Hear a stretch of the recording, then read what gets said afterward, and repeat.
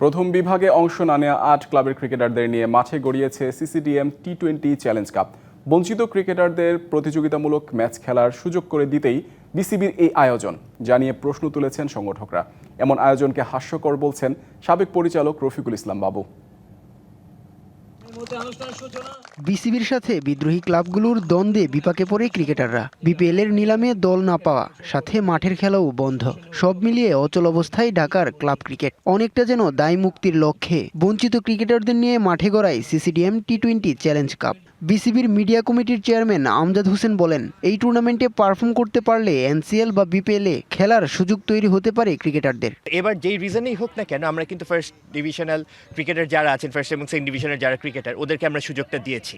তো তারা এখানে আমার মনে হয় যে এটা একটা প্ল্যাটফর্ম যেখানে তারা প্রুভ করতে পারবেন যে তাদের পোটেনশিয়াল বা তাদের পারফরমেন্সটা প্রুভ করে আমার মনে হয় যে সামনে এনসিএল এবং বিপিএল এর জন্য ওরা কন্টেন্ডার হতে পারবেন।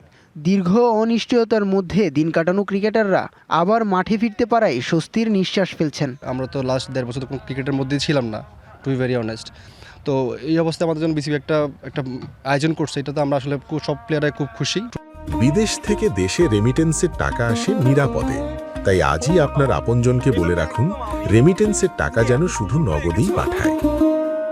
টুর্নামেন্টটা নিয়ে অনেক কন্ট্রোভার্সি ছিল, বাট ফাইনালি আমরা মাঠে খেলতে পারতেছি, এটাই সবচেয়ে বড় ব্যাপার। বিসিবি আশ্বস্ত করছে আমাদেরকে, সিসিডিএম বলছে যে আমরা একটা পেমেন্ট পাবো, ভালো একটা অ্যামাউন্ট পাবো। তো আশাবাদী, দেখা যাক কী হয়।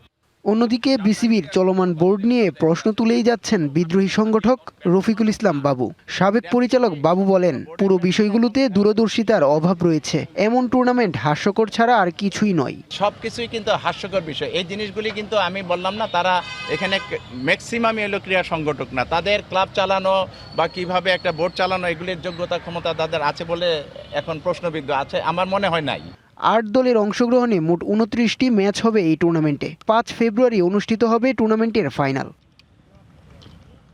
উৎস রশিদ, ডিবিসি নিউজ, ঢাকা।